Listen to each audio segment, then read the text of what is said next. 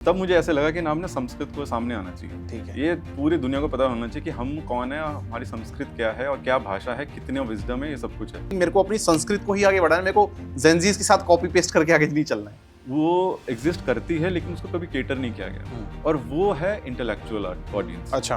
वेद जब आएंगे, जब आपकी लाइफ में आएंगे, तो आप देखना आपको ट्रांसफॉर्मेशन दिखेगी। देवगणों ने हमें जो ऋषि दिए हैं वो तर्क दिया है कि तर्क को ही ऋषि मानना। वेदों का ज्ञान हमें लाइफ में कहाँ पे हेल्प कर सकता है? वेद तो हमें पार जन्म का ज्ञान देते हैं। अब इतनी ज्यादा विजडम आप संस्कृत में आप ढूंढ रहे हो और हम वहाँ पे साइकिल की डेफिनेशन क्या है, हम ब्रह्मास्मि ही लिखे ढूंढ रहे हैं। वो कंपैरिजन हाँ बहुत बहुत लो है जो आज की ऑडियंस को सिखाया जा सकता है शास्त्रों के बारे में। Any perception? What we are seeking is important. हम अपना एक कूल फैक्टर ढूंढ रहे हैं और अगर कूल फैक्टर भी ढूंढ रहे हैं तो why intellect is not cool. हम संस्कृत की वो एलिमेंट्स उठा रहे हैं which needs to be known। आपने अच्छी खासी रिसर्च करी है इसके पीछे। रिसर्च करी, जो मार्केट में चल रहा है वो तो करना ही नहीं था। नहीं। क्योंकि यही तो गैप है। तो लोगों को ये समझाना कि आप एक उस लेगेसी से बिलोंग करते हो कि जो इन सारी चीजों से और बहुत आगे शास्त्र से चला हुआ ब्रांड है, जो वो बॉडी शेमिंग को क्यों नहीं एड्रेस कर रहा कि 100% कॉटन चाहिए और उससे भी ऊपर भारतीय कॉटन चाहिए। एग्जिस्टेंस दिख गई मुझे, फिर मुझे धर्म दिख गया, फिर मुझे प्रमाण दिख गया कि जो संस्कार ले सिद्धि है, चौथी टी शर्ट है, जो एक्चुअली मुझे लगा कि अब ये ड्रॉप कंप्लीट हो गया।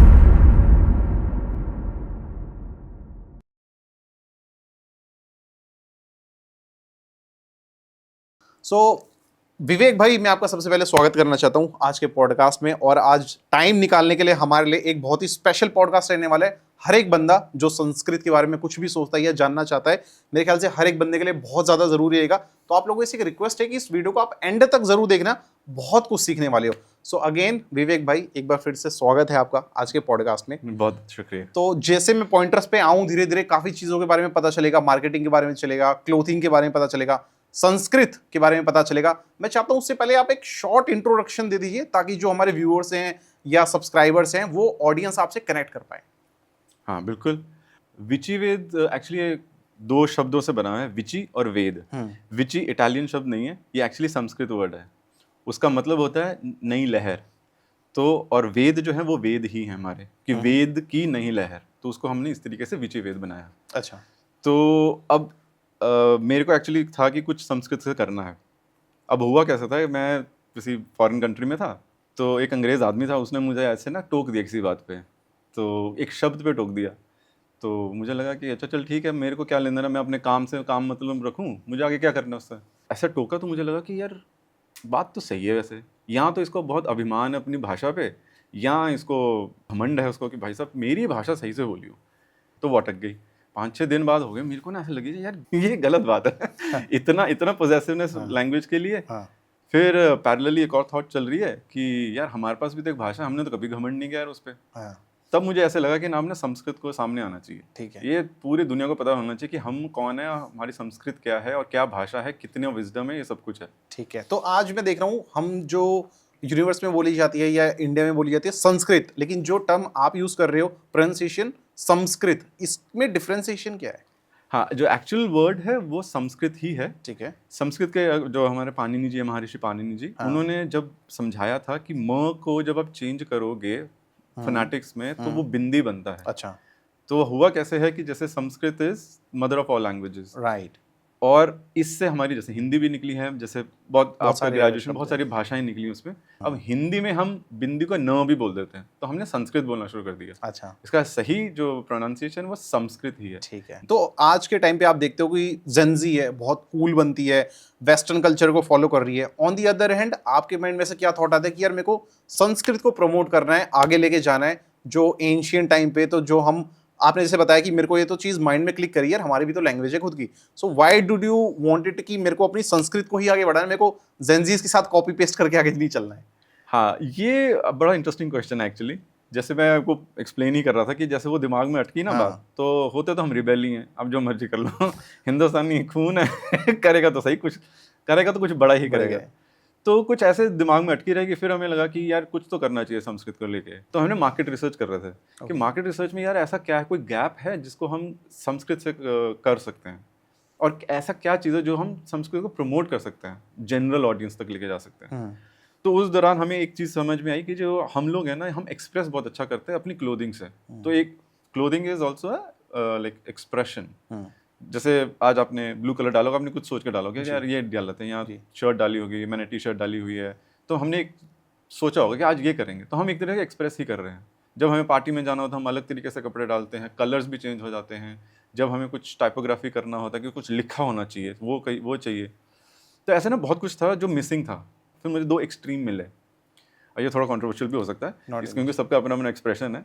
मेरे लिए थोड़ा सा वो अजीब सा था कि मेरे लिए जब उतरा कि यार चलो कुछ ना क्लोथिंग के लिए करते हैं, फिर हमें एक समझ में आया 2 एक्सट्रीम्स हैं हमारे पास जब भी हम संस्कृत के क्लोथिंग के बारे में बात करते हैं। या तो ऊपर लिखा होगा जय श्री राम, महाकाल और ये सब कुछ लिखा, दुर्गा माँ बनी होंगी, शंख बांसुरी, ये सब कुछ है। तो ये मेरे लिए पर्सनली ऑफेंसिव हो जाते हैं, अनएक्सेप्टेबल। मैं धारण नहीं कर सकता ना उनको, बिकॉज धारण करूंगा, हिंदुस्तान है, ट्रॉपिकल कंट्री है, पसीना आएगा, फिर उनको धोना पड़ेगा। अब इमेजिन एक आदमी जिसकी पूजा करता है, जय श्री राम लिखा है, महाकाल है, उसको रगड़ रगड़ के धो रहा है, तो बड़ा अजीब लगेगा कि भाई साहब ये मैं जिसकी पूजा कर रहा हूँ उसी को मिटाने की कोशिश कर रहा हूँ, ये मुझे नहीं अच्छा लगा। या वॉशिंग मशीन में डाल दे, घुमा दिया, अरे यार जय श्री राम लिखा है इस पर, थोड़ा तो देख लो।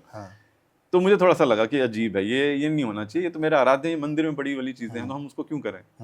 और दूसरा एक्सट्रीम ऐसा था कि जिसमें बहुत लाइट ले रहे थे इस भाषा को। अच्छा। जैसे चाय, एरोप्लेन, ग्लास, टेबल, उसकी ट्रांसलेशन लिखी हुई है संस्कृत में। अच्छा। अब ये लग रहा है कि यार ये क्या मतलब है, ये मतलब इतनी बड़ी विजडम को इतना हल्के में ले लिया सबको। तो ये 2 एक्सट्रीम मिले मुझे। ठीक है।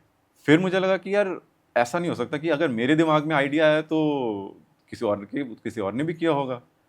और लार्जली मुझे यही समझ में आया कि लोग ने इस एक्सट्रीम में पुश हो जाते हैं। आप कुछ भी शुरू करोगे वो या तो स्पिरिचुअलिज्म में चले जाएंगे, या आपके भगवान जी वाले साइड में चले जाएंगे, या आपके एकदम ही हल्का बना देंगे just as a matter of joke. तो फिर मुझे लगा कि एक बहुत बड़ी ऑडियंस है, वो एग्जिस्ट करती है, लेकिन उसको कभी केटर नहीं किया गया, और वो है इंटेलेक्चुअल ऑडियंस। अच्छा।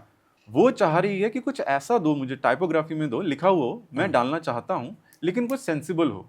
अब जैसे ही हम बोलते हैं संस्कृत, अब आपके दिमाग में भी 2-3 शब्द आ ही जाएंगे, इंटेलेक्ट, विजडम, एंशिएंट, हमारी, हमारापन, अपनापन आ जाता है इसमें। तो मुझे लगा हम ये करेंगे।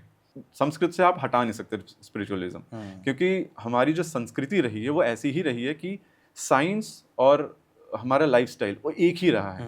तो जो भी आप संस्कृत में आपको जैसे दर्शन हमने पढ़े हैं, तो उसमें आपको ये बताया जाएगा कि साइंस वर्क्स दिस वे। वो साइंस और हमारा लाइफस्टाइल एक जैसा ही काम करता है, तो हम वो स्पिरिचुअलिज्म हटा नहीं सकते। तो उससे होगा कि वो जो ऑडियंस जो कभी केटर ही नहीं की गई, वो उसने ब्लैंक्स डालने शुरू कर दिए, और वो हैबिट बन गई कि मैं कुछ नहीं डाल सकता क्योंकि मेरे लिए है ही नहीं कुछ डालने के लिए। डेफिनेटली। तो अब कुछ सेंसिबल डाला जाए। अब जैसे कोई शब्द होते हैं, अजीब से शब्द होते हैं, जैसे कि मतलब ये ब्रांड का नाम भी आ सकता है वैसे, लेकिन जानबूझ के वो जंबल किए जाते हैं, जैसे FCUK। राइट। 99% लोग उसको FUCK ही पढ़ रहे हैं। क्योंकि मैं फक नहीं लिख सकता, तो मैं FUCK करके थोड़ा कूल भी दिख जाऊंगा, एक्सेप्टेड सोएडी मेरे को एक्सेप्ट भी कर लेगी, और मेरे को कोई क्वेश्चन भी नहीं कर सकता, तो मेरे पास आंसर रेडी है। करेक्ट। बट इमेजिन उस दिन आपसे कोई सेंसिबल बात भी नहीं करेगा, क्योंकि आपने एक तरीके की एनर्जी, एक मैसेज दे रहे हो कि I am not serious today, मैं तो मजाक करने के लिए उतरा हूँ मार्केट में, आज आप मजाक ही करना। क्या मार्केटिंग इंडियन ऑडियंस को इजीली रीड आउट कर सकती है, उनका ब्लूप्रिंट समझ सकती है कि इस चीज की आज डिमांड हो रही है, तो मैं अगर मार्केट में उतर गया तो मैं इजीली उसको कैप्चर कर लूंगा। जैसे FUCK, you have taken the right example. लोग थोड़े अपने आप को क्रिएटिव रखना चाहते हैं, लेकिन हमारे पास ऑप्शन नहीं है, तो एक ब्रांड आया, उसने बोला मैं ऐसे लिख के दे रहा हूँ, थोड़ी सी प्रमोशन करा दी, थोड़े इन्फ्लुएंसर्स से करवा दिया मार्केट में, तो लोगों की उस पर भीड़ अपने आप आ गई। तो आपको ऐसा लगता है कि the message you are trying to communicate, ये कितना हद तक पॉसिबल हो पाएगा? अगेन मार्केट रिसर्च ने ही हमें बताया ये सब। अच्छा, कि एक बहुत बड़ी ऑडियंस है जो इसलिए ब्लैंक्स डालती है क्योंकि उसको कुछ समझ ही नहीं आ रहा है। और धीरे धीरे, जैसे आप वो कहते हैं ना, स्वामी विवेकानंद जी भी बोलते हैं, अगर आपको कोई हैबिट लेनी है ना, 21 डेज को फॉलो करो। अब ये वो ऑडियंस है जिसने 21 डेज कब के खत्म कर चुके हैं, वो ब्लैंक्स ही डालते हैं। अब आपको कुछ दे भी दोगे ना, कहते रुक जाए यार एक मिनट, पहले मैं जो ब्लैंक्स डाल रहा हूँ, मैं I am happy with that, तो वो उनसे खुश रहते हैं। अच्छा, व्हाट इज योर एनालिसिस, अगर कोई इंडिविजुअल है उसने ब्लैंक डाल रखा है वर्सेस कोई इंडिविजुअल है जिसने प्रिंटेड टी शर्ट पहन रखी है, आप क्या मैसेज इजीली ट्रांसपास कर सकते हो, या क्या एनालिसिस कर सकते हो उसके बारे में, क्या थॉट्स हो गए उन दोनों इंसानों के? जो एक्सप्रेस कर ही रहा है उसने ऑब्वियसली आपको बता ही दिया है व्हाट आई एम टुडे, तो उसने आज का बता दिया कि आज तो मैं यही सोच रहा हूँ। उसने ब्लैक टी शर्ट डाल ली है, कपाल वाली, मतलब जिसको जी। स्कल हेड जिसको बोलते हैं, वो डाला हुआ है, हाँ। तो भाई तुम आज तो सोसाइटी के लिए मरे हुए हो, तुम रहने दो। क्या सब मैं होता है। जो भी मैं पहन रहा हूँ, it defines my personality and my thought basically. Exactly जो आपके थॉट्स है ना, जैसे हमारे शास्त्रों में ही बोलता है, जो आप सोचते हो वही आप होते हो। हाँ। तो उसने क्या सोच रहा है आज, कपाल, कपाल। तो I am dead for the society, तो वो वही है उस दिन। हम्म। हो सकता है अगले दिन चेंज हो जाए, बट उस दिन तो वही सोचा। उस टाइम जब वो डाल रहा था तब यही सोच रहा था कि आज मैं इस तरीके से कूल लगूंगा। क्यों? क्योंकि मैं कपाल डाल सकता हूँ। अब इसमें बहुत बड़ी आपको ये चीज़ मिल जाएगी कि जो अघोरी हैं उनको फालतू में घसीटा जाता है। अच्छा। वो गलत है, मतलब आप वो जिंदगी जी ही नहीं सकते, वो अघोर है। अब उसमें अगर अपनी जिंदगी निकालो, आपको पता है वो इन चीज़ों से परे जा चुके हैं, स्वाद से परे जा चुके हैं। उनको नहीं समझ में आ रहा कि बर्तन क्या होता है। वो दे आर, हमारे लिए जैसे कटोरा है, उनके लिए हो सकता है कपाल हो, उसमें खा रहे और उनको फर्क भी नहीं पता चल रहा। हमें अगर नमक कम हो जाए ना सब्जी में, तो हम चिल्ला देते हैं कि ये कैसी सब्जी बनी है यार, ये कैसा नमक ही नहीं है इसमें। वो इससे दूर जा चुके हैं। तो ऐसा मत करो कि हमारी जो संस्कृति है उसमें जो अच्छे एलिमेंट्स है आप उसको गलत शेप में दिखाओ। ठीक है। अघोर बहुत अच्छा एलिमेंट है, लेकिन सबके लिए नहीं है।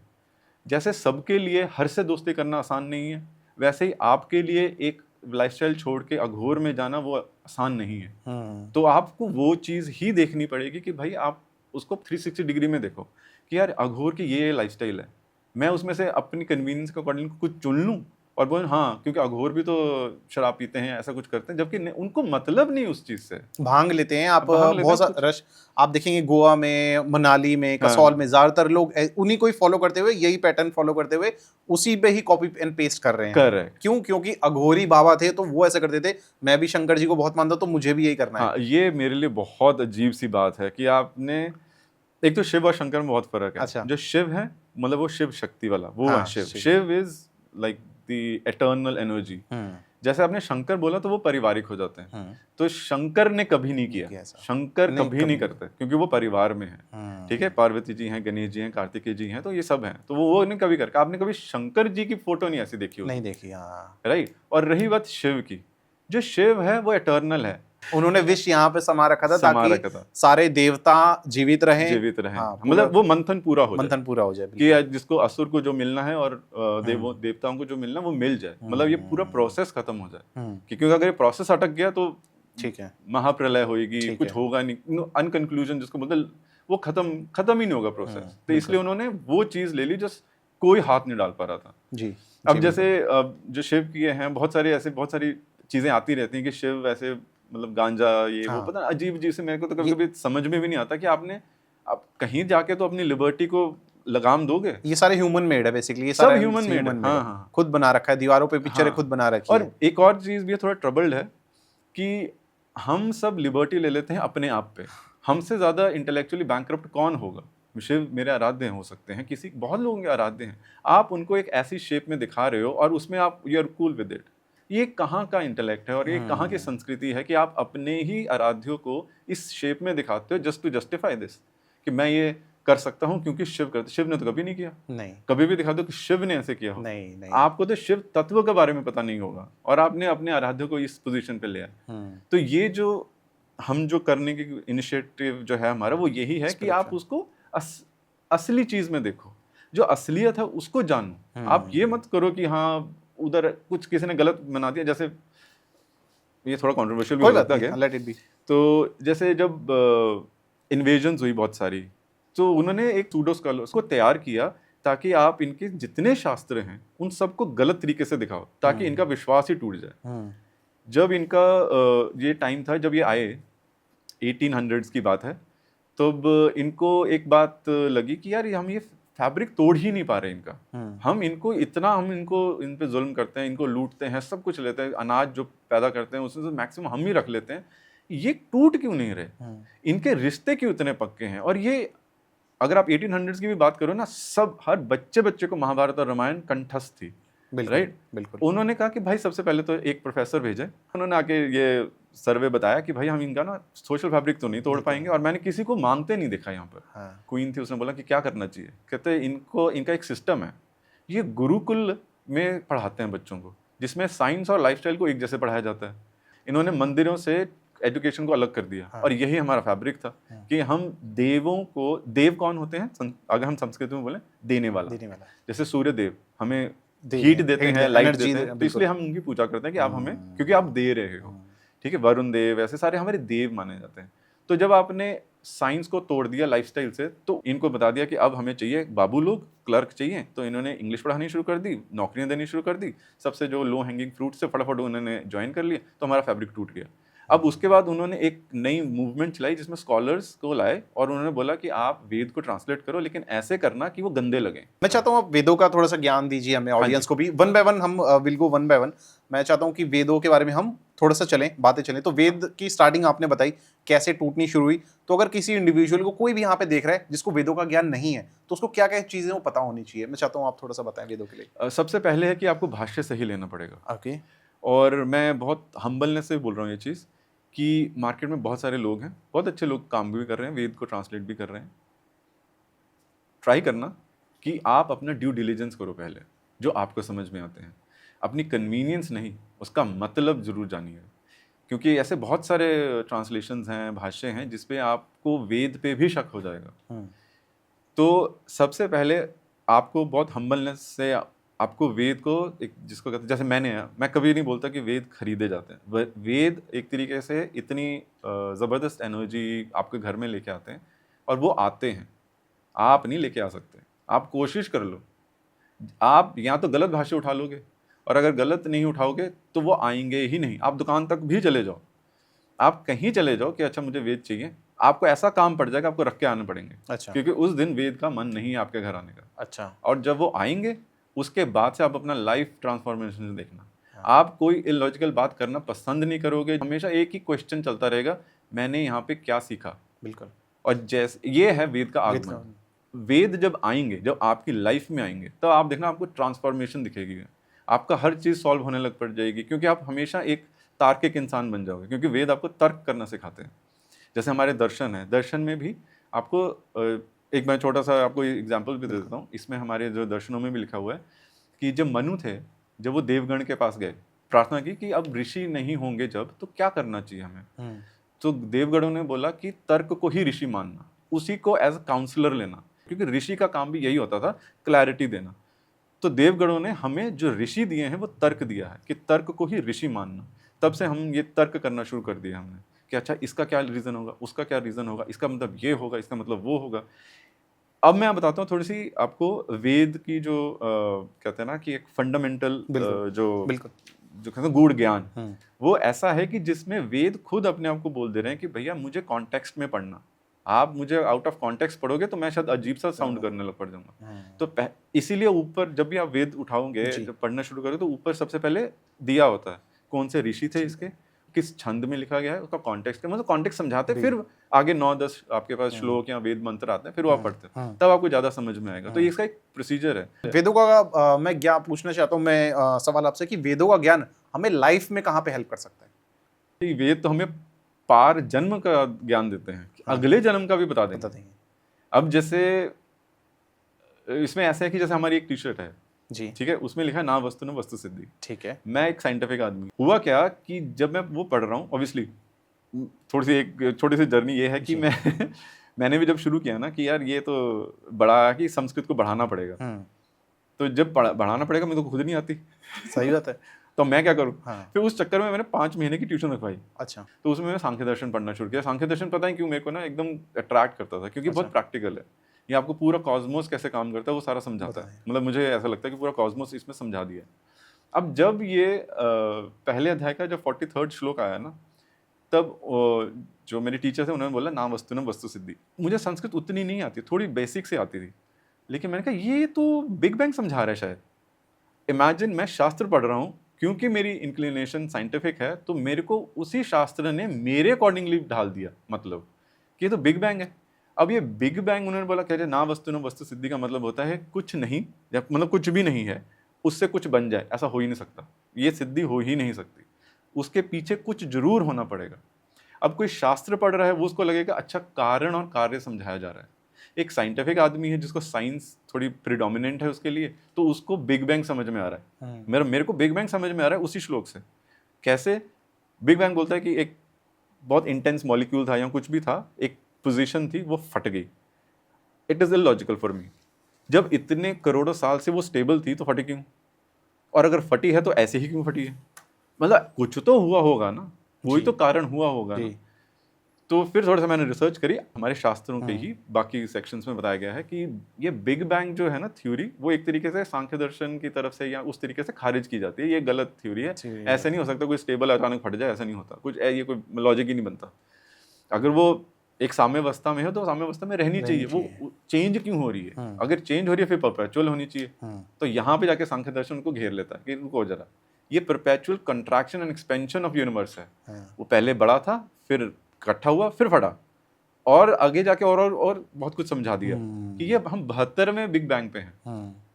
71 हो चुके हैं, महाप्रलय हो चुकी है 71 बार, हम 72वें पे हैं और 112 टोटल होने। अब इतनी ज्यादा विजडम आप संस्कृत में आप ढूंढ रहे हो, और हम वहां पे साइकिल की डेफिनेशन क्या है, हम ब्रह्मास्मि ही लिखे ढूंढ रहे हैं। वो ये कंपैरिजन wisdom तो हाँ बहुत लो है जो एक्चुअल में डेफिनेशन बनती है। अच्छा, मैं एक चीज और पूछना था, जैसे मैंने एक के बारे में पढ़ा है, अंत अस्थि प्रारंभ, इसके बारे में भी आप अकॉर्डिंग टू योर नॉलेज आप बता सकते हैं हम कहाँ पे स्टैंड कर रहे हैं, इसका मतलब क्या है अंत अस्थि प्रारंभ? वो शिव है, ठीक वो है। शिव तत्व को बता रहा है। अच्छा। मेरे अकॉर्डिंगली देखो, संस्कृत की ना एक बहुत बड़ी कहते हैं क्रेडेंशियल्स इसके इतने हाई हैं हाँ। कि आप अपना मतलब वहां पे निकाल पाओगे। मैं यहाँ पे कुतर्क की बात नहीं कर रहा हूँ, मैं तर्क से ही बात कर रहा हूँ। तर्क और कुतर्क में क्या फर्क है? कुतर्क होता है कि अच्छा ये ब्लू कलर है, तो आप बोल दो कि नहीं ब्लू कलर नहीं है, ये तो ब्लैक कलर है, but different part of perception, एक तरीका नहीं कुतर्क होता है जिसका कोई आगे लॉजिक ही नहीं, आप अच्छा, आंसर ही नहीं दे पाओगे। आंसर ही अब कोई दूसरा बोले कि ये ब्लू है ही नहीं, तो मैं कहूँ अच्छा ठीक है, नहीं भाई रिजिड हो गए एकदम से। हाँ, मतलब उसका तर्क नहीं है तर्क ना। नहीं। मेरे को मेरे मम्मी पापा बहुत अच्छे लगते हैं, ठीक है, अब इसका कुतर्क क्या होगा, नहीं यू आर नॉट इंडिपेंडेंट, ये कैसे का तर्क हुआ? मतलब मेरे को किसी से प्यार है, मैं बोल सकता हूँ ना मेरे को किसी से प्यार है, कि मुझे कुछ मानना है, मैं कुछ भी मान सकता हूँ, ये तो कोई लॉजिक नहीं है। ठीक है, ठीक है। तो हम में से मेरे एक सवाल भी था से, ये थोड़ा सा डीप जा सकते हैं कि श्लोक में और मंत्र में क्या फर्क होता है, क्योंकि एक लेमन लैंग्वेज में जिसको संस्कृत नहीं पता उसके लिए दोनों सेम ही चले आ रहे हैं, जिसका मिसयूज भी बहुत किया जाता है, एक लैक ऑफ एजुकेशन भी है, but I believe you are the right person to answer this. Actually I may not be the right person, क्योंकि मैं कोई स्कॉलर नहीं हूँ संस्कृत का, मेरे को बस ये अच्छी लगती है इसलिए मैं थोड़ा सा पैशनेट हूँ इसको लेके। बट जहाँ तक मुझे समझ में आता है, जो श्लोक और मंत्र है उसका फर्क परसेप्शन का है। ठीक है।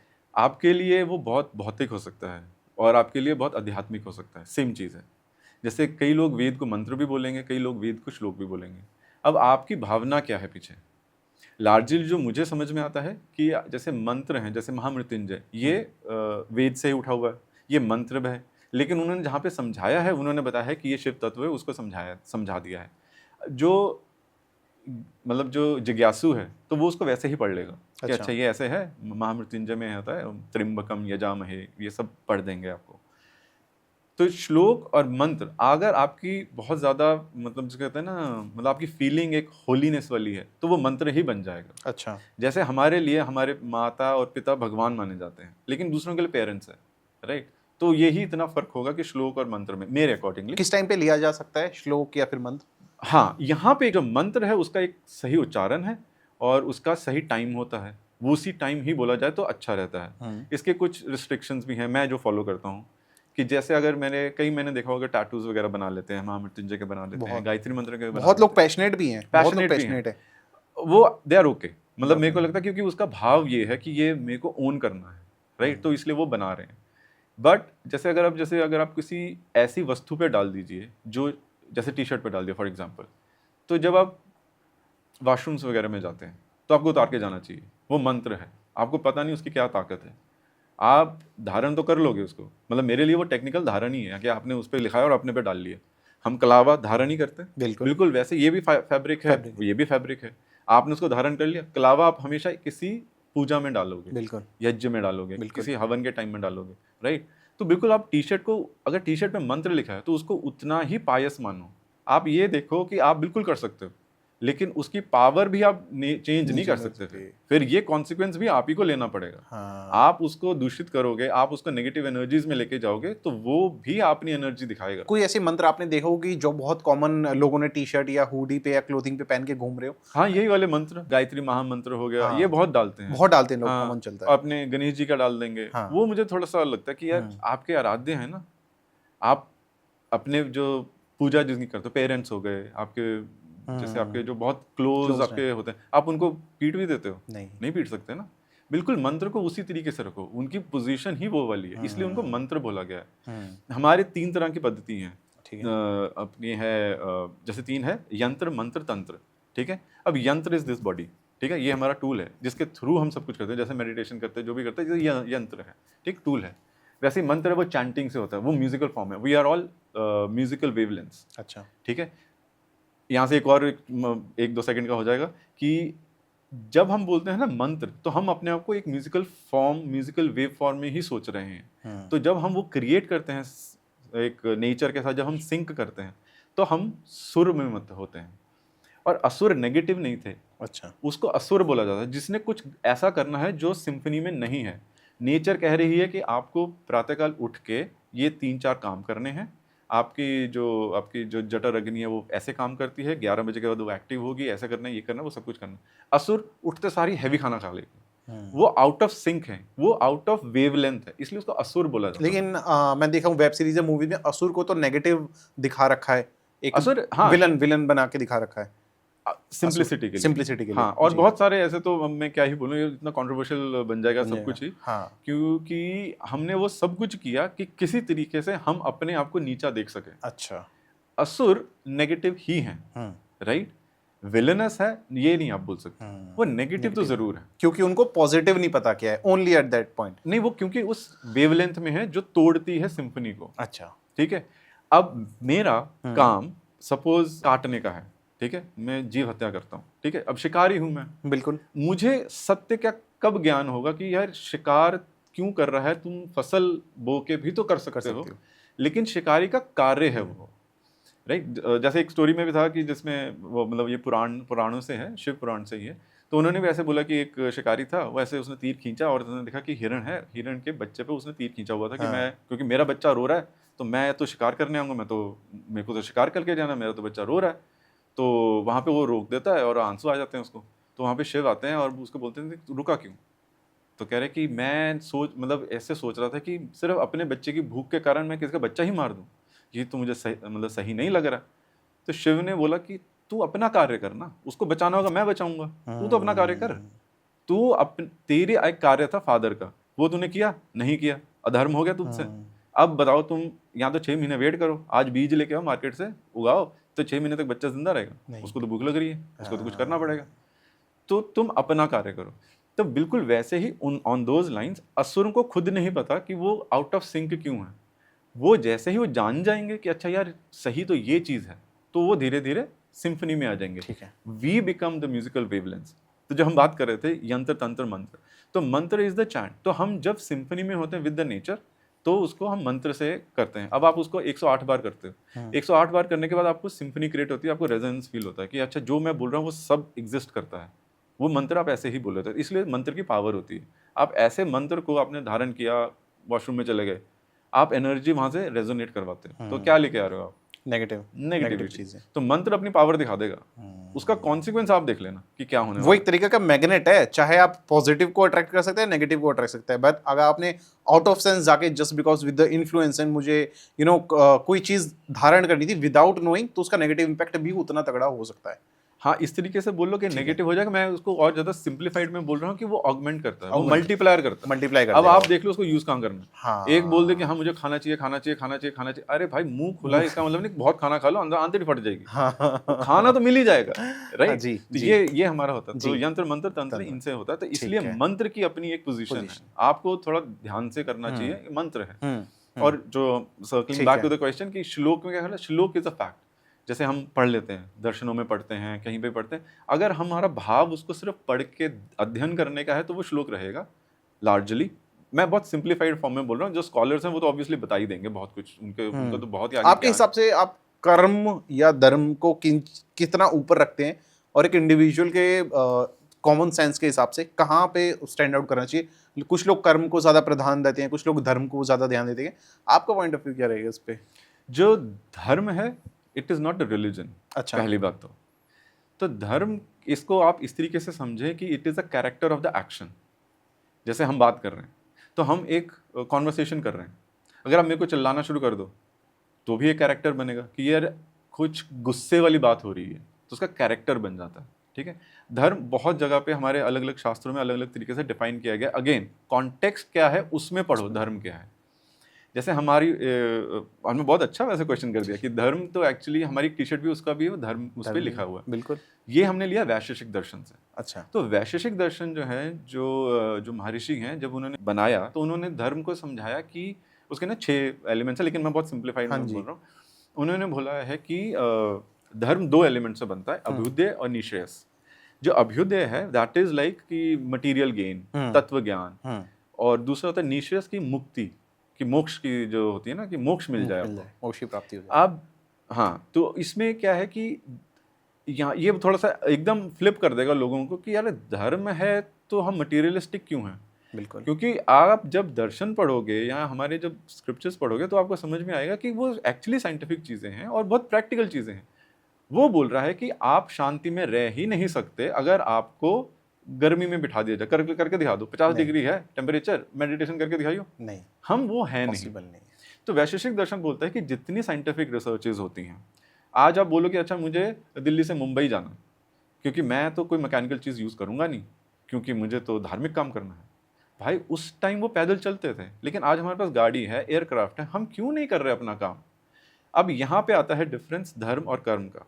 कर्म आपके हाथ में नहीं होता है, आपके हाथ में, अच्छा इसके एक स्टेप पीछे जाते हैं।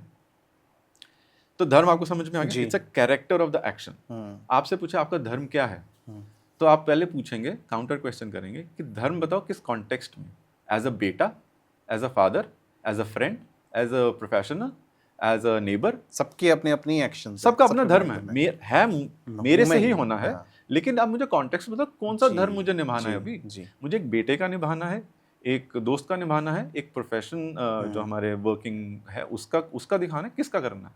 तो ये होता है हमारा धर्म। और जरूरी नहीं कि मैं हर एक्शंस में, हर धर्म में मैं परफेक्ट हो पाऊं।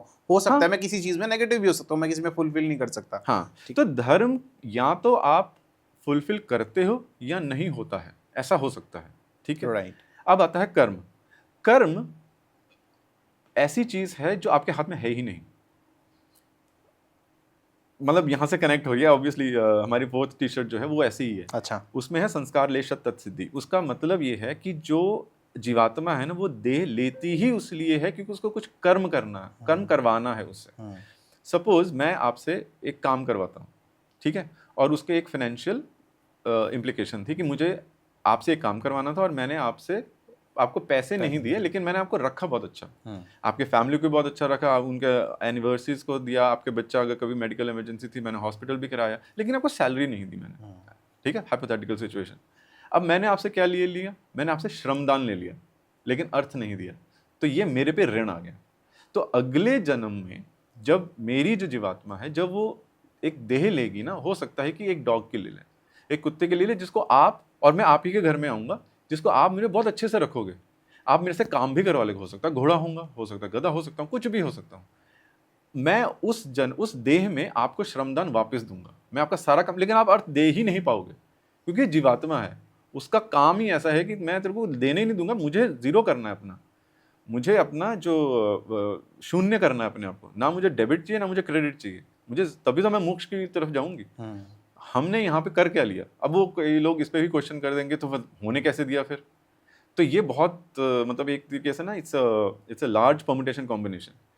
आपका भी कोई ऐसा श्रेय था जो मेरे को लेना था लेकिन मैंने लिया नहीं, और मैंने आपको अर्थ नहीं दिया उसी चक्कर में, और आपसे श्रम ले लिया, और ये चलता रहेगा। मैं किसी और रूप में बन के आऊंगा, उसको पूरा करूंगा। तो जो कर्म है ना, हाँ, जो कार्य है, जो कार्य ये यहाँ से बनते हैं। जितने आपके लेश रह जाते हैं, कुछ तो आप कर लेते हो, पूरे इस देह में हो जाते, कुछ रह जाते हैं, राइट। तो कार्य जो है, कार्य उससे भी पहले आता कारण। कारण जब तक उसकी उत्पत्ति नहीं है तो कार्य आप कर ही नहीं पाओगे। बहुत छोटा सा एग्जांपल, मैं कहीं पे था, मैं पता नहीं मेट्रो स्टेशन में, यहाँ कहीं पे था, तो किसी ने ना ऐसे वेव किया कि मतलब मेरा कुछ पेपर गिर गया, वो दे देना, ठीक है। अब मेरे को भी दिखा और 3 लोगों को और दिखा, किसी और ने उठा के वो पेपर दे दिया उसको, ठीक है। अब देखा जाए, क्योंकि उस दिन मेरा वो श्रेय मुझे आना ही नहीं था, मुझे कार्य करना ही नहीं था, चाहे मुझे दिख गया, प्रत्यक्ष भी था कि यार मुझे शायद बुला रहा है, लेकिन किसी और ने दे दिया, तो ये ऋण उसका उतरा, मेरा नहीं। तो ये हमेशा देखना कि जो कार्य है ना, ये हमेशा कारण की उत्पत्ति के बाद ही होता है। तो जो लोग बोलते हैं कर्म अच्छे होने चाहिए, ऑब्वियसली आप पहले देखो कॉन्टेक्स्ट क्या है। लेकिन लार्जली जो मेरी जो छोटी मोटी जो मेरी बुद्धि है या जितना मेरे को ज्ञान अभी तक हुआ है, उसके अकॉर्डिंगली कार्य आपके हाथ में नहीं है। इसलिए श्रीमद् भगवत गीता में कृष्ण जी ने यही बोला है, कर्म कर, फल की इच्छा मत कर, क्योंकि वो अंदर से जानते तेरा है ही नहीं, वो तो तेरे से होना है। हाँ, अगर तू जबरदस्ती बैठ के उसमें अड़िंगी डालेगा, नहीं कर पाएगा, तो मैं किसी और से करवा लूंगा। सही बात है। तो कार्य तो तेरे हाथ में है ही नहीं। कारण देखो, कारण क्या है, अच्छा मुझे ये करना है, तो वो आपको कर लेना चाहिए। और जब हम बोलते हैं कि जैसे हमारी जीवात्मा है, आप कभी बोलोगे कि क्वेश्चन कर सकते हो कि नहीं, अगर सब कुछ लिखा ही है तो मैं क्यों करूं, तो मैं बैठ जाऊंगा घर में। मैं इसी क्वेश्चन पे आ रहा था, बहुत अच्छा क्वेश्चन है कि लोग कहते हैं कि यार सब कुछ तो पहले से ही लिखा है, भगवान के हाथ में सब कुछ है, उन्होंने लकीर तो सब बना रखी है, मैं तो बस एक मैसेंजर कर रहा हूँ। तो जब भगवान ने ही सब कुछ है तो मेरा एक्शन क्या है? आज का जैसे पॉडकास्ट है, इसके बाद मल्टीपल चीजें होंगी, आप अपनी लाइफ में जाएंगे, कुछ भी चीज नहीं, ये जो ऑलरेडी लिखा गया है, तो उसमें एक्साइटमेंट क्या रह गई? करेक्ट। हमारे जो शास्त्र है उन्होंने बहुत अच्छे से समझाया है, अगर आपको रिजल्ट पता चल जाए ना तो आपको मजा नहीं आएगा। बिल्कुल। तो रिजल्ट आपसे ले लिया, रिजल्ट नहीं दिखाते, उसका दृष्टांत नहीं बताते। हाँ। और यही मोक्ष है। मोक्ष यही है कि जब आपको कुछ फील ना हो। अगर मैं आपको बोल दूं कि ये जो आप एग्जाम देने जा रहे हो ना आज, उसमें आप फर्स्ट आने वाले हो, मजा आएगा आपको? नहीं। और मैं इसको थोड़ा फ्लिप कर देता, आप इसमें फेल होने वाले हो, मजा आएगा आपको? आप पढ़ने को भी मन नहीं करेगा। तो ये वाला जो लॉजिक हम यूज करते हैं ना कि जब सब कुछ लिखा है, वो मतलब वो तो होना, तो मैं क्यों काम करूं? वो एस्ट्रोलॉजी की तरह आजकल पॉसिबल हो रहा है ना, लोग पहले ही इनिशिएट करके पता चल जाता है। मैं 18 साल का हुआ, मेरे को किसी एस्ट्रोलॉजी ने बता दिया, अच्छा मैं डॉक्टर बनने वाला हूँ, मैं प्रोफेशनल बनने वाला, तो मैं इसी लाइन में चला गया।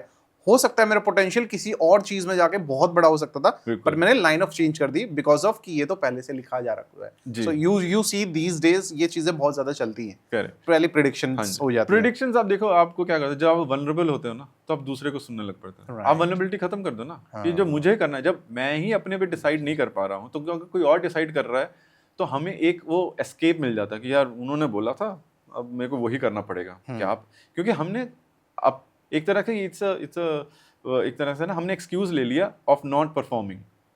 ठीक है, अब 5-7 साल 10 साल के बाद आपने डॉक्टर बन गए, ठीक है जी, आपने पूरा MBBS DM वगैरह सब बन के कर लिया, सब कुछ हो गया। उसके बाद जाते ही बहुत सारे ऐसे डॉक्टर्स भी होते हैं जिनका कभी कभी सर्टिफिकेट ही खारिज हो जाता है कि कोई गलत सर्जरी होगी जी, राइट। ऐसे बहुत सारी करप्शन भी चलती है ना। हाँ जी। तो उसमें बताना वो पंडित जी ठीक थे, राइट।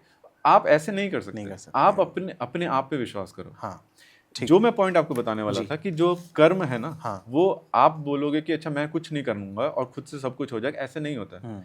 आपकी जो जीवात्मा है ना, वो इतनी लाउड होती है ना, आपको बार बार आपको अंदर से ना आपको गिल्ट जरूर महसूस करवाएगी कि भाई तेरे को उठ के ना जाना था वहां पर, तू जा नहीं रहा, तू क्यों नहीं जा रहा, वो जा उधर, जा उधर, तेरे को अंदर से। और आप देखा ना, कर्म तो लिखा हुआ है, मैं तो वही करूँ। आप क्या कर रहे हो, आप विघन डाल रहे हो। जीवात्मा बहुत पावरफुल है, वो पता क्या बोलेगी, अच्छा तो मतलब तूने ऋण चढ़वाना है, क्योंकि तेरे को वहां पे होना चाहिए था और उससे ये 2 कार्य होने थे संपन्न, तूने नहीं किए, तेरे पे आ गया ऋण, अब तुम्हारा आ गया लेश। अब दोबारा दे लेना, श्रमदान देना, क्योंकि तुम कमा तो पाई नहीं पैसे अपने एम्प्लॉय को देने के लिए। तो तुम अब अगले जन्म में मैं तेरे को देव बनाऊंगी, डॉग बनाऊंगी, गधा बनाऊंगी, घोड़ा बनाऊंगी, डिपेंडिंग आपका लेश क्या रहेगा। ठीक है, इसमें कभी कभी हम विघन क्रिएट करते हैं। अच्छा, कर्म जो है, जो हम बोलते हैं ना कि हम कुछ नहीं करें, सब कुछ लिखा हुआ है। हाँ जी। आपको कॉन्शियस बता रही है, आपको जीवात्मा बता रही है, कर ले कर ले कर ले, उठा देगी सुबह। एक वॉइस आ रही है दिमाग में कि यार ये करना, ये वो करना, जीवात्मा ही है जो आपको बता रही है, वही आपको बता रही है कर ले कर ले कर ले कर ले। आप तब भी नहीं कर रहे हो, आपने उसको ओवरपावर करने की कोशिश करी। क्वेश्चन है कि वो तो इतनी सुप्रीम है, तो वो आप कैसे देह कैसे ओवरपावर कंट्रोल कैसे कर ले, कंट्रोल कैसे कर सकते। हाँ, यहाँ पे आपके वही हरकतें हैं जो हम कि मैं आराम से बैठ जाऊंगा, मैं कुछ नहीं करूंगा। जीवात्मा बोले ऐसा होगा नहीं, वैसे कभी नहीं करेगी, मैं अगले जन्म में दे दूंगा। करना तो है ही है, ये तो तेरे से होगा ही होगा। अब तू डिसाइड कर ले, 1 जन्म में करना, 2 जन्म में करना है। वो कर तो अपना तो सिद्ध करवा लेगी, अपने संस्कार वो सिद्ध करवा लेगी। आपका बस एक, अगर आपको इतनी बात समझ में आ जाए ना, आप कभी आलस नहीं करोगे। बिल्कुल, आपका कार्य जब होना है तब होना है, और आप बस इतना सुन लीजिए कि जीवात्मा आपको क्या बोल रही है। जो आपको बोल रही है आप वो कर लीजिए, you will be happier than ever. इतने खुश हो जाओगे, अपनी जिंदगी इतने आराम से निकाल लोगे ना। अच्छा ये करना है, ज्यादा कंफ्यूजन ही नहीं है, जीवात्मा में बोला कर लो। हाँ, इसमें आपको डिफरेंस इसमें एक होता है विवेक ज्ञान। विवेक ज्ञान होना चाहिए कि ये आपका मन बोल रहा है, मतलब ये क्योंकि आपको कुछ फील ऐसा आ रहा है कि यार ये करके देखते हैं, बड़ा मजा आएगा, है ना। और एक होता है कि यार ये कर लेते हैं, जीवात्मा बोले, आपको अंदर से पता होता है, पता क्या- सबको पता है अपने सबको अंदर, पता है, सबको पता हाँ। अपने अंदर से कि ये मजे के लिए कर रहे हो कि ये कार्यरत हो। अगर कार्यरत हो तो आपको कुछ फर्क नहीं पड़ रहा कि ठीक है जो भी होगा ऐसे ही होगा, मैं तो ऐसे ही करूँ। आप करते रहो, आपका धीरे धीरे मन ही शांत हो जाएगा कि वो आपको कंफ्यूजन देगा ही नहीं कभी। क्योंकि ये जो सांख्य दर्शन है ये आपको यही बताता है कि ये एक ना अविवेक जो होता है ना, वो ही जिसका जो पूरा कॉन्सेप्ट, जो पूरा कंस्ट्रक्ट है, वो प्रकृति और पुरुष के बीच में, पुरुष इज नॉट मेल, पुरुष इज कॉन्शियसनेस, प्रकृति इज सब्सटेंस, कोई भी, मतलब वो किसी भी तरीके से हो सकती है, मतलब वो अनगिनत है प्रकृति, जैसे टेबल, मैं, आप, डॉग, जी आपके बहुत सारे कैसे भी जी, बिल्कुल। प्लांट्स, माइक्रोब्स, बिल्कुल वो सब है। जो प्रकृति है उसको नहीं पता कि मतलब वो किसी में मैनिफेस्ट हो सकती है, किसी भी चीज में बन सकती है। जो पुरुष है उसके वो है इंटेलिजेंस, प्योर इंटेलिजेंस, उसको पता है कि वो क्या क्या कर सकता है, लेकिन उसको मैनिफेस्ट करने के लिए कुछ चाहिए, उसको एक इंसान चाहिए कुछ बोलने के लिए। तो हम वो ही हैं। तो जो अविवेक है ना, जब हम ये देखते हैं ना, अच्छा ये सब कुछ सत्य है, ये पृथ्वी सत्य है, ये सोलर सिस्टम समझ लिया हमने, यूनिवर्स समझ लिया, ये अविवेक है। तुम्हें पता ही नहीं कौन सी डायमेंशन में क्या चल रहा है, ठीक है। तो वो है। तो जब आप ये जान लो कि आप अपनी जीवात्मा को सुनने लग पड़ जाओ, फिर आपको कोई दिक्कत भी नहीं होनी है और वो अपना कार्य सिद्ध कर लेगी। तो शांति से अपना काम करते रहो।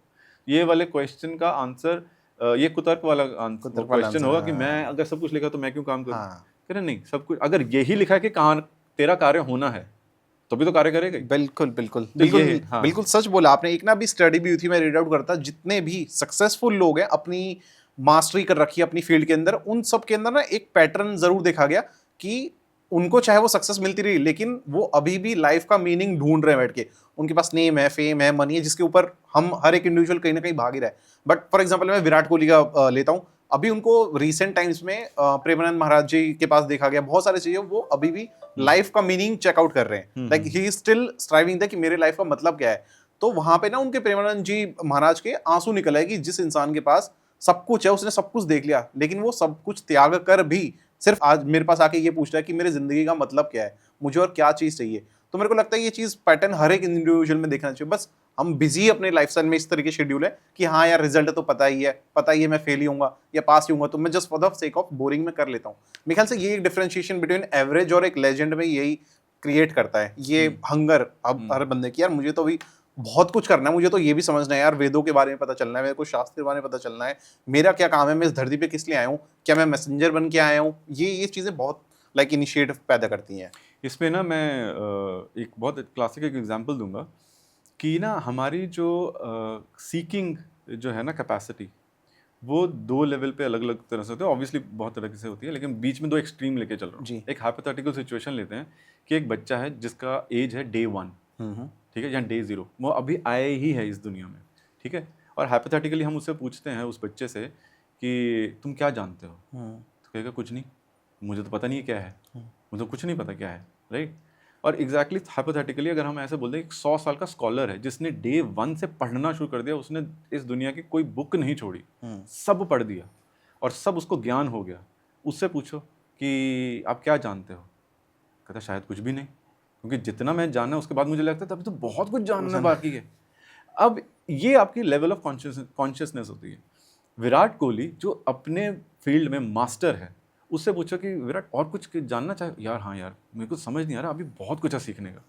अब वो एक हाई क्रेडेंशियल आदमी है जिससे आप ये बोल सकते हो कि यार इसको बहुत कुछ है, तब भी कितना हम्बल है कि इसको अभी बहुत कुछ जानना है। और एक हम जैसे लोग हैं जिनको कुछ नहीं आता, वो कहेंगे कुछ आता है ना, हमें बहुत कुछ आता, अरे नहीं आता तेरे को। कॉर्पोरेट फील्ड में मेरे को तो सब पता है, मेरे को अपनी फील्ड का तो मैं इतना चैंपियन हूँ, चैंपियन। आपने 2-3 चीजें अच्छी कर ली, उसको लेके ढिंढोरा एक्सेल, हाँ एक्सेल में मैं एक्सपर्ट हूँ, तो आई नो एवरीथिंग। हाँ, तो वो आप डे 0 वाले बच्चे हो, ठीक है। तो आप अपने आप को कैलिब्रेट जरूर करते रहो कि मैं किस कैपेसिटी से बोल रहा हूँ कि मुझे कुछ नहीं आता है।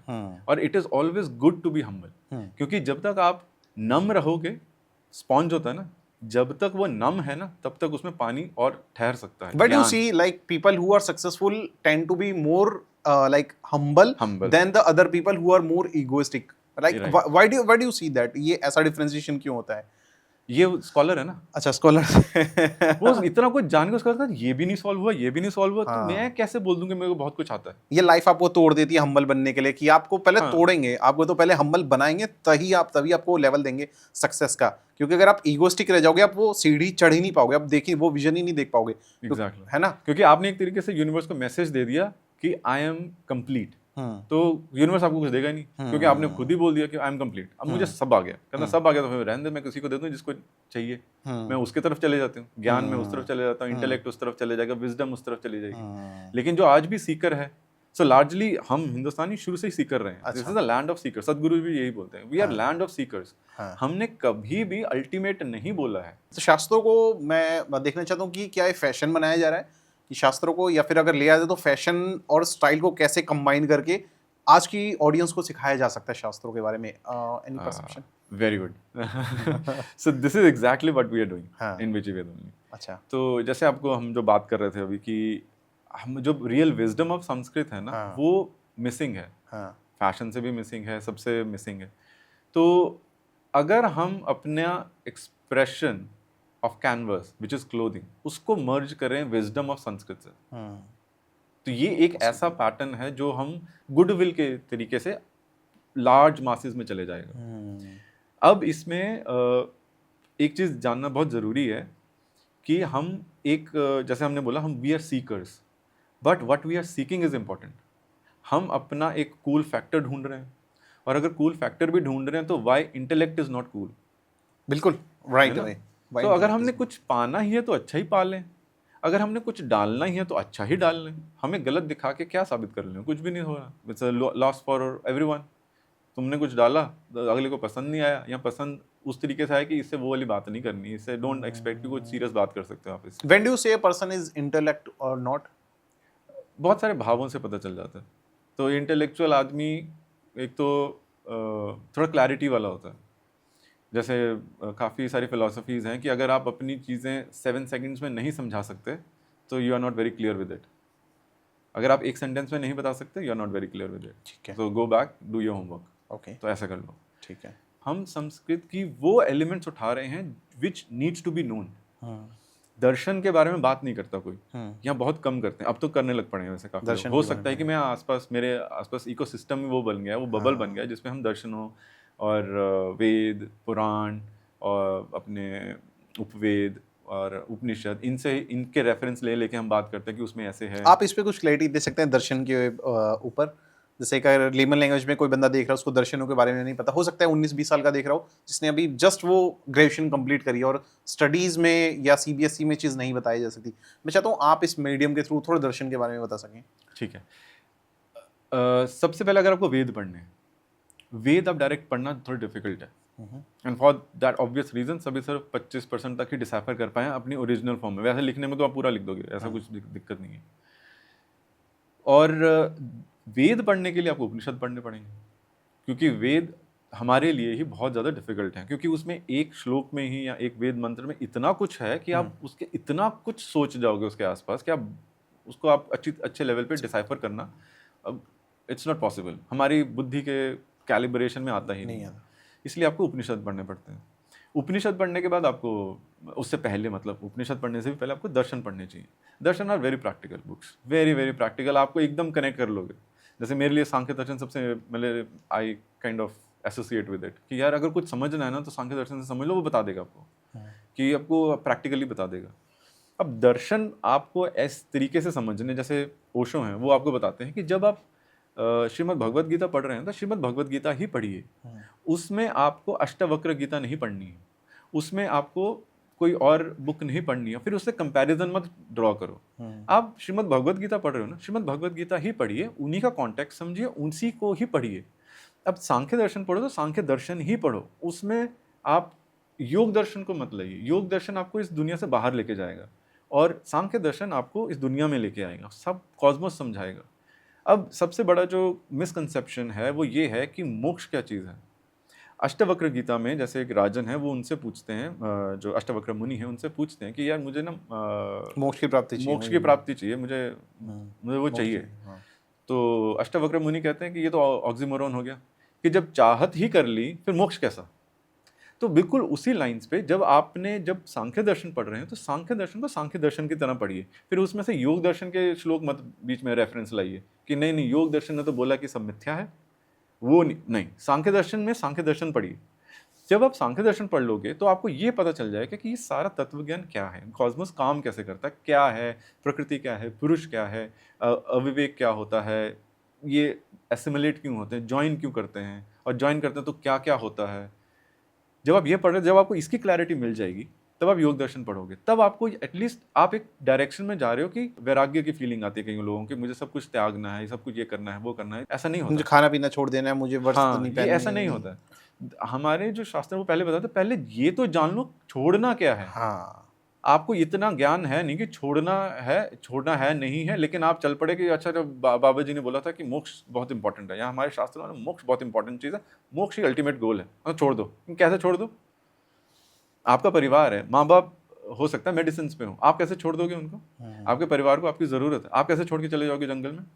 राइट? आपने रिसोर्सेज पैदा कर लिए, आपके जाने के बाद आपका बच्चा पढ़ लेगा, आपके जो परिवार है वो जी लेगा?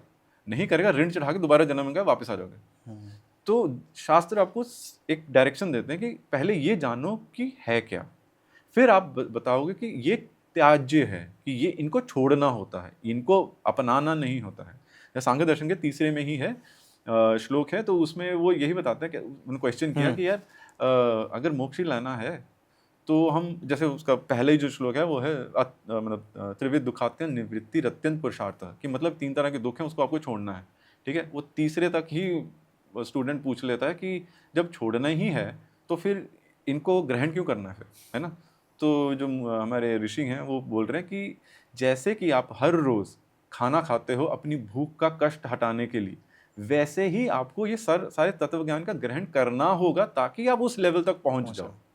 जैसे कि मुझे अगर मुंबई में जाके किसी से काम लेना है, पैसे लेने, कोई कार्य करना है वहाँ, लेकिन वहाँ तक जाने के लिए साधन तो हो, राइट? तो बिल्कुल वैसे ही जो दर्शन है वो आपको बहुत प्रैक्टिकल अप्रोच देंगे।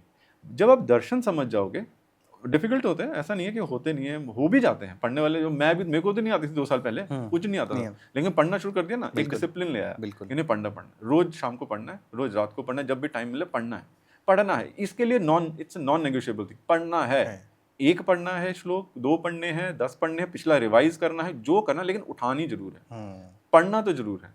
तो बस इतना का कर लो तो आपको दर्शन आपको बता देंगे, एक फंडामेंटल आपका ना वो स्टेज क्रिएट कर देंगे कि अच्छा ये सब चीजें हैं। तब आप अपने आप को, कहते हैं ना कि आप सेकंड क्लास में जाते हो जब आप उपनिषद पढ़ने के योग्य बनते हो। जब आप उपनिषद पढ़ लोगे तो आप 10th क्रॉस कर जाते हो, फिर आप वेद पढ़ पाओगे, तब आपको समझ आएगा अच्छा वेद भाई ये है। मैं बोल दिया था कि जो यूथ है हमारा वो ना अभी रूट्स से बहुत ज़्यादा डिस्कनेक्टेड है।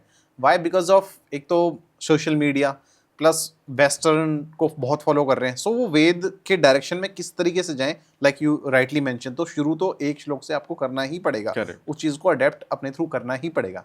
ठीक है, ग्रेट ग्रेट। सो अगेन मैं ब्रांड वाले पार्ट पे फिर से आऊँगा कि एक तो आपने मेरे को समझा दिया कि श्लोक्स का मीनिंग क्या होता है, हम क्या इनिशिएट कर रहे हैं, वापस संस्कृत को कैसे ला सकते हैं। आप क्या क्या चैलेंजेस देखते हैं कि यार ये रियलिस्टिकली इतना पॉसिबल नहीं हो पाता, ये मेरे लिए बहुत बड़ा चैलेंज हो सकता है, जो कि मैं इंडिया में रहता हूँ जहाँ पे तो संस्कृत को इतना बड़ा माना जाता है, पर स्टिल मेरे को इतना बड़ा चैलेंज फेस करने को मिल रहा है। वो क्या चैलेंजेस रहे हैं आपके लिए? इससे चैलेंजेस बहुत ज़्यादा हैं। पहले तो मेरे पर्सनल चैलेंजेस थे, मुझे खुद नहीं आती थी।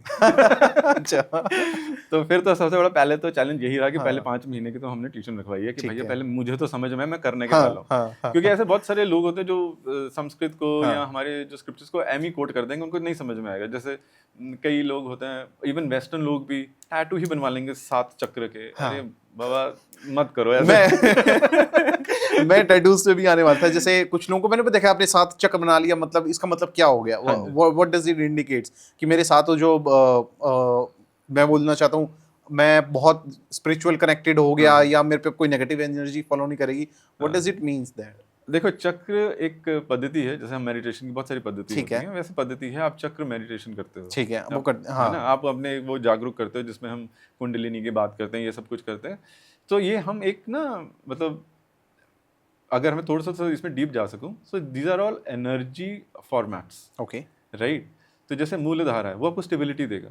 तो सबसे पहले आपको स्टेबिलिटी ही चाहिए होती है, क्योंकि जब तक आपने अपनी आसन की सिद्धि नहीं करी है ना, आप कुछ नहीं कर पाओगे। जो मर्जी करा लो, आप दूसरे चक्र तक नहीं जाओगे। लगे लोग बड़ा क्लेम करते हैं, मैं तो एकदम ऊपर तक पहुंच गया, ये हो गया, मैंने ये देखा, दृष्टांत हो गया, ये हो गया। वो माया है।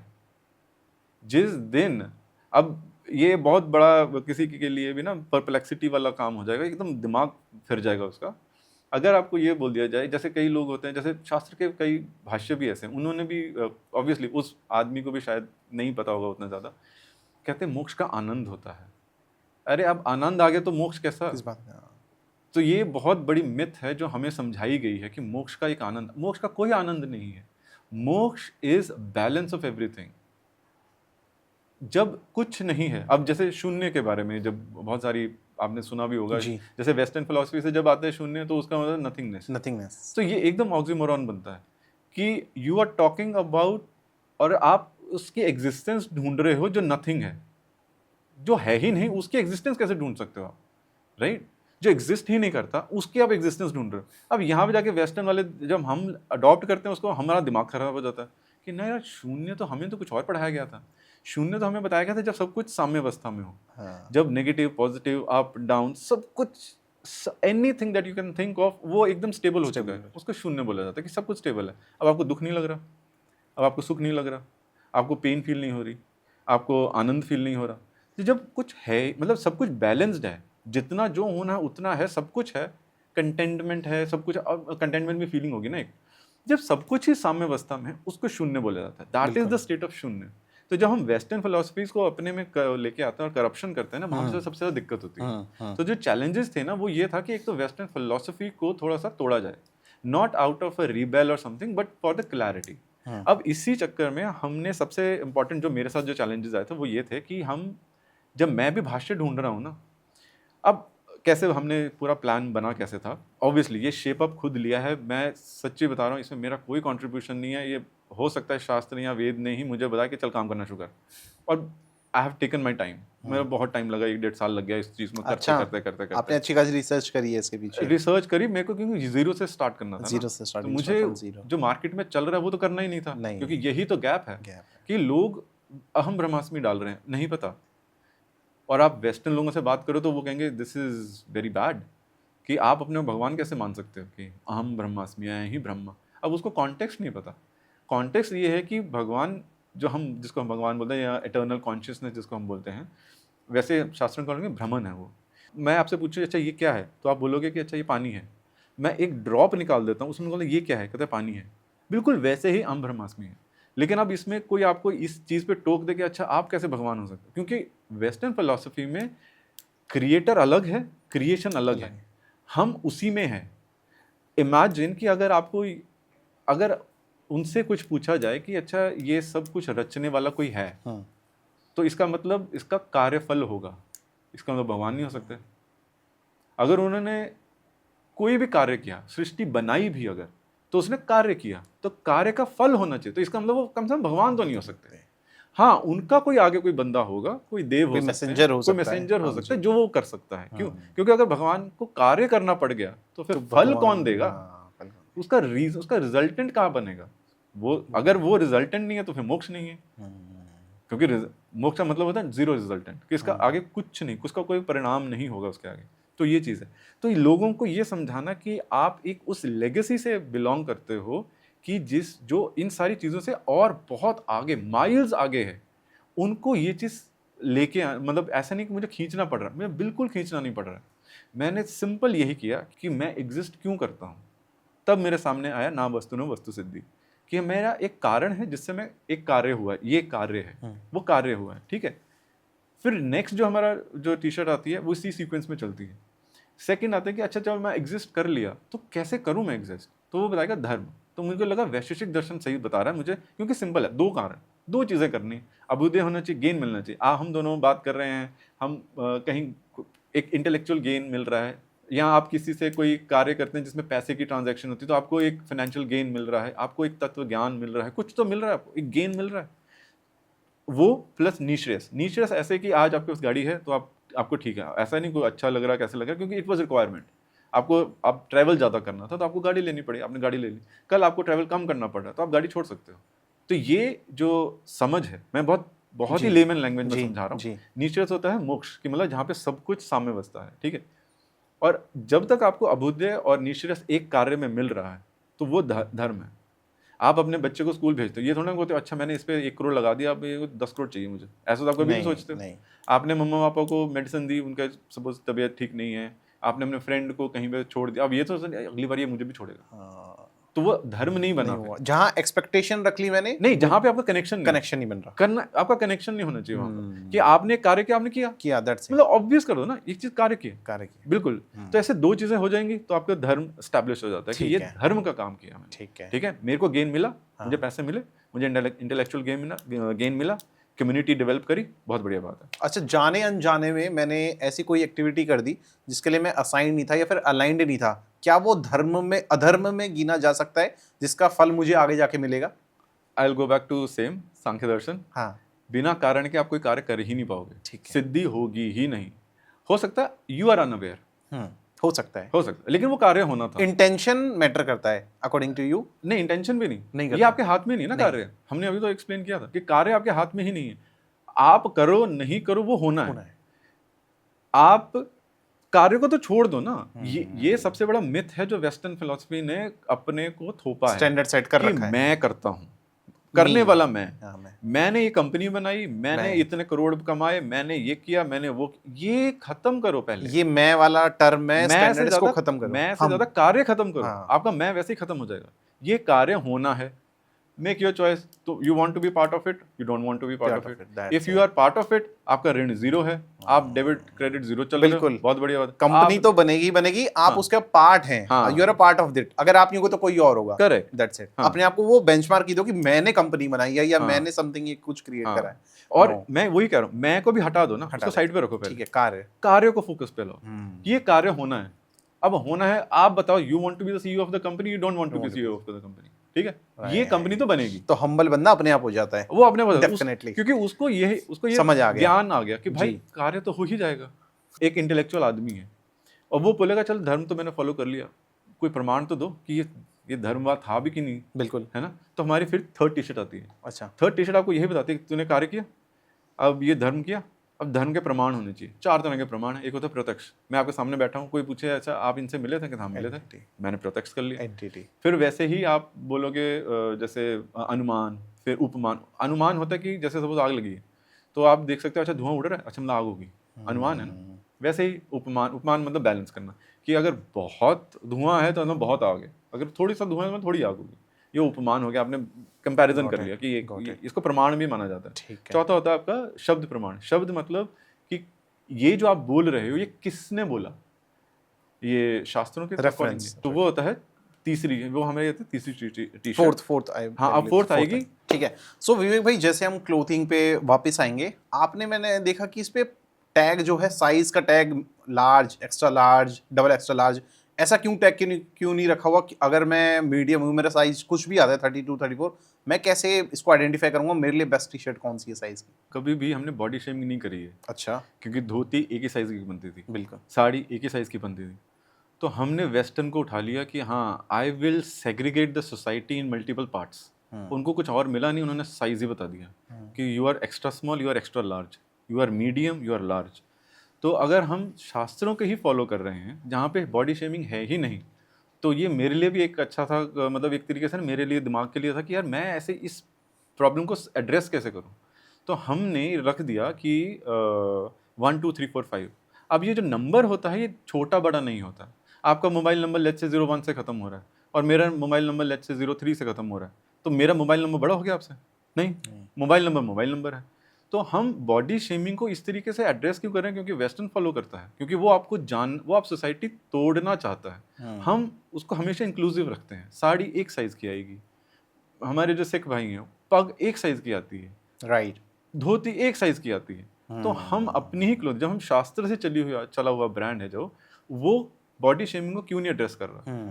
तो हमने इसीलिए उसको 1 2 3 4 5 लिखा, उस पर एक हमने नोट भी डाल दिया है, क्योंकि इनिशियल है, लोगों को नहीं समझ में आएगा, लेकिन हमने डाल दिया कि 1 का मतलब ये होगा, but gradually this will fade off, ठीक कि ये हट ही जाएगा, ताकि आपको पता होगा ठीक है, गॉट इट। तो कि ये मेरा कौन सा साइज है, मतलब not as a size, but मेरा नंबर है, नंबर क्या है? और number has nothing to do with your worthiness और इंटेग्रिटी, इससे कुछ नहीं एक्सप्लेन कर रहे हैं हम एक नंबर दे रहे हैं, ठीक है, बस। ओके। एंड आप मेरे को एक बात बताइए कि आज के टाइम पे 100% कॉटन में कितना परसेंट कॉटन होता है?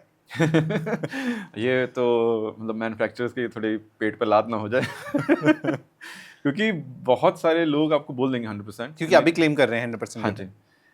अब हमने जब so I started right from the fabric itself, क्योंकि मार्केट में बहुत मुश्किल है 100% कॉटन मिलना, मिलेगा तो बहुत 70-30 रेशियो होता है, 60-40 रेशियो। 80-20 या 95-5, मतलब यहाँ पे 80% कॉटन 20% पोलिस्टर होता है, और वैसे ही 95 कॉटन 5% लाइक्रा डाल देते हैं, कुछ ना कुछ करके कॉम्बिनेशन बना के कर देते हैं। तो थोड़ा सा डिफिकल्ट था सोर्स करना कि 100% कॉटन चाहिए, और उससे भी ऊपर भारतीय कॉटन चाहिए। आप बोलोगे 100% कॉटन, तो नहीं, आप सुपीमा ले लो, आप इजिप्शियन कॉटन ले लो। मेरे को तो शास्त्र ही गाइड कर रहे थे कि ना, स्टैंड योर ग्राउंड, कि जहाँ खड़े हो वहीं से बात करो। तो फिर इसलिए मुझे थोड़ा सा डिफिकल्ट लगा था ऐसा मैन्युफैक्चरर ढूंढना कि जो 100% कॉटन में ही काम करे, जो भारतीय कॉटन यूज़ करे। तो इसलिए हमने राइट फ्रॉम द फैब्रिक, मतलब वहाँ से ही हमने, उनके पास सारा सेटअप था, तो हमने फैब्रिक से स्टार्ट किया कि 100% कॉटन है, उससे कपड़ा बना, कपड़े से प्रोग्रेस हुई, फिर वहाँ से कॉटन बना। तो अपनी तरफ से हमने पूरा ड्यू डिलिजेंस करा है कि ये 100% कॉटन वहाँ से शुरू किया जाए, रूट से स्टार्ट किया जाए, इसलिए हमने भारतीय कॉटन यूज़ करा था। सो विवेक भाई, मैं पूछना चाहता हूँ कि आपको लगता है इंडियन जो कस्टमर है, इंडियन जो मार्केट है, ये मेड इन इंडिया के लिए बना हुआ है, कर सकते हैं सस्टेन, या फिर अभी भी फॉरेन प्राइसिंग के पीछे भाग रहे हैं, फॉरेन मार्केट की तरफ भाग रहे हैं? एक्चुअली सिचुएशन ये है कि बिल्कुल तैयार है, मतलब 100% तैयार है। मतलब आप हमारे पेरेंट्स से पूछो कि भाई कौन सा आप सूट, मम्मा कौन सा सूट लगा, 100% कॉटन। पापा से पूछो कौन सी शर्ट लेनी, 100% कॉटन होनी चाहिए, ठीक है। तो वो तो है, बिल्कुल है, और जनरेशन को भी पता कि भाई मुझे तो अच्छा कपड़ा चाहिए। हमारे साथ एक सिचुएशन क्या है कि जो सबसे अच्छा कपड़ा होता है वो एक्सपोर्ट हो जाता है, हमारे पास बनता है 80-20। अच्छा। तो हम चाह रहे हैं कि अगर हम इस तरीके से चल ही रहे हैं तो हम सबसे अच्छी क्वालिटी दे सकते हैं। ओके, दे रहे हैं, कोशिश है पूरी। और रही रेडीनेस ऑफ द ऑडियंस, वो तो बिल्कुल है, वो तो मतलब डिफॉल्ट है, उनको अच्छा कपड़ा चाहिए, और जिसको समझ है वो ले ही लेता है, वो ढूंढ ही लेगा।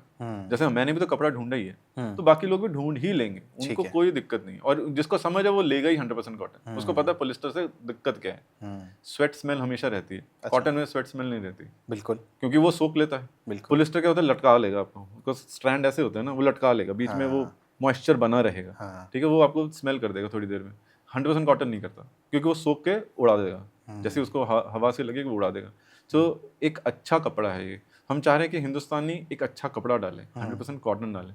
और उसमें मैं आपको बता देता हूँ, इफ दैट इज इम्पॉर्टेंट, हमने जो हमारे नेक टैग्स हैं उसको भी फैब्रिक में किया, कि हमने पॉलिस्टर देना ही नहीं, बॉडी को पॉलिस्टर टच ही नहीं, नॉट इवन सिंगल %। हाँ, मतलब दिया ही नहीं उसमें। प्लस इवन वॉशिंग इंस्ट्रक्शंस है वो भी हमने फैब्रिक में कर दी, कि छुए क्यों आपको शरीर पे पॉलिस्टर लगे, पॉलीथीन लगे क्यों आपको, जब फील होना चाहिए 100% कॉटन, फील होना चाहिए, फील होना चाहिए कि 100% कॉटन ये होता है। कि हमने छोटी छोटी नुआंसेस भी देख लिए कि भाई ये भी हम ऐसे ही करेंगे।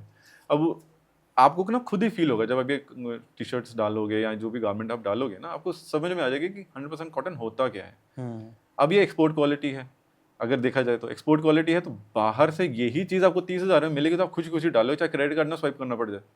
लेकिन अगर आपको इसके एकदम फ्रैक्शन ऑफ द प्राइस में मिल रही है, तो how happy you would be. अच्छा, एक out of the context question आ रहा था, एज अ लाइक रिसर्चर आपने काफ़ी चीज़ें रिसर्च पे दी होंगी, क्या कोई भी इंडिविजुअल कोई एक सिलेक्शन ऑफ कलर से उसकी अपीयरेंस बता सकती है, उसका एनालिसिस बता सकता है, कैरेक्टर बता सकता है कि मेरी जो इंडियन ऑडियंस की डिमांड है वो वाइट कलर की है, ब्लू कलर की है, डार्क कलर की है, लाइट कलर की है? मैं इस पे एनालिसिस थोड़ा जानना चाहता हूँ। मैं क्वेश्चन इसलिए पूछ रहा हूँ क्योंकि मैंने बड़े बड़े लोग देखे हैं, mark Zuckerberg is one of them, Bill Gates is the one, simple plain T shirt in all the interviews, और वो ही एक कलर और बार बार रेपिटेटिव पहनते हैं। मैं ये पैटर्न थोड़ा सा अनलॉक करना चाहता हूँ आज की कुछ। अगेन जितनी भी आपने एग्जांपल्स दी ये वेस्टर्न है, ये वेस्टर्न है, तो आप समझो यहाँ पे हमारा क्वेश्चन का आंसर हो चुका है। हाँ, कि हम उनको नहीं फॉलो करते। हाँ। दूसरी बात, which colour do you usually prefer then?